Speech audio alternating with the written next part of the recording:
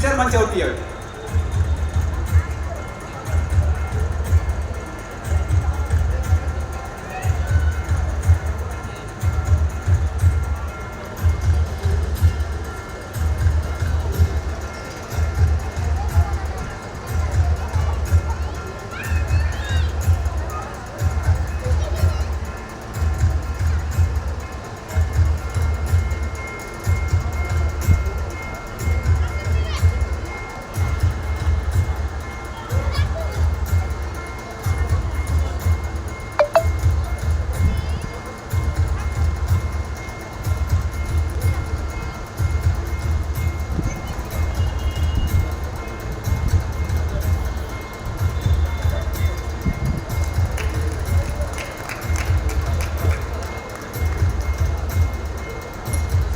यानंतर मी आदरणीय महापौर साहेब यांना विनंती करतो की या निमित्तानं आपण सर्वांना शुभेच्छा द्याव्या.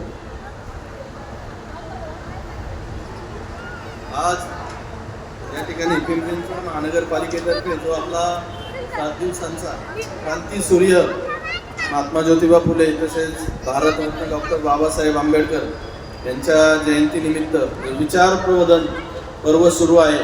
त्यानिमित्ताने आज आपल्या पिंपरी चिंचवड शहरात जे विद्यार्थी आहे ज्यांनी मोठ्या जिद्दीने मोठ्या कष्टाने आपल्या शहरातील अभ्यासिकांमध्ये आपलं शिक्षण घेऊन किंवा अभ्यास करून आज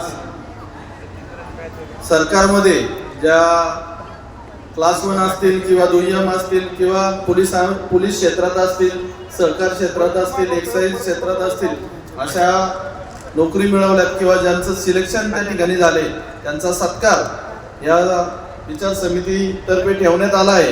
त्याबद्दल सर्व पुरस्कर्त्यांचे किंवा ज्यांचं सिलेक्शन झाले त्यांचं मनापासून आभार व्यक्त करतो, अभिनंदन करतो. या पुरस्काराप्रसंगी आमचे सहकारी नगरसेवक धर्मपालजी तंतारपळे साहेब आहेत, उपायुक्त अण्णासाहेब बोदडे आहेत, क्रीडा अधिकारी पंकज पाटील साहेब आहेत आणि सर्व विचार प्रबोधन पर्व यशस्वी व्हावे म्हणून ते रात्रंदिवस झटत आहे. डॉक्टर बाबासाहेब आंबेडकर असतील किंवा क्रांतीसूर्य महात्मा ज्योतिबा फुले असतील यांच्या विचारांवर प्रेम करणारे समितीचे सर्व कार्यकर्ते सर्वांचं मनापासून आभार व्यक्त करतो. खरं तर आयोजकांनी सांगितलं या जगात डॉक्टर बाबासाहेब आंबेडकरांनी एवढा जिद्दी कुठला माणूस नव्हता, परंतु सर बाबासाहेबांकडून प्रेरणा करून घेऊन या सर्व विद्यार्थ्यांनी जिद्दीने आणि मोठ्या कष्टाने अभ्यास करून आज त्यांचं समाजामध्ये एक स्थान प्रस्थापित करेल. त्यांचं कौतुक करावं तेवढं कमी आहे. कारण डॉक्टर बाबासाहेबांना खरी श्रद्धांजली किंवा त्यांच्या विचारांना खरं प्रणाम काय असेल तर त्यांच्याकडून प्रेरणा घेऊन आपण ते वागण्यात कसं आणलं पाहिजे किंवा आपण वागायचं कसं, समाजामध्ये राहायचं कसं आणि शिक्षणाचं महत्त्व या समाजामध्ये किती प्रभावित आहे ते सर्व समाजाला दाखवून द्यायचं ही त्यांच्या विचारांतून प्रेरणा घेऊन जेव्हा आपण समाजाला दाखवून देतो तेव्हा खरं त्यांना श्रद्धांजली ठरते किंवा त्यांच्या जयंतीनिमित्त आपण जो महोत्सव घेतो ही त्यांच्या विचारांना मानवंदना ठरत असते. आपण सांगितलं जेव्हा बाबासाहेबांना कुठल्याही सरकारी कार्यालयात घेत नव्हते, आज सर्व सरकारी कार्यालयांमध्ये त्यांचे फोटो आहेत, पुतळे आहेत किंवा आपण सर्वजण जे आज कार्य करत आहोत हे केवळ आणि केवळ त्यांच्या संविधानामुळे करत आहोत. त्यामुळं बाबासाहेबांना आपण जेवढे वंदन करू, जेवढे नमन करू तेवढे कमीच आहे.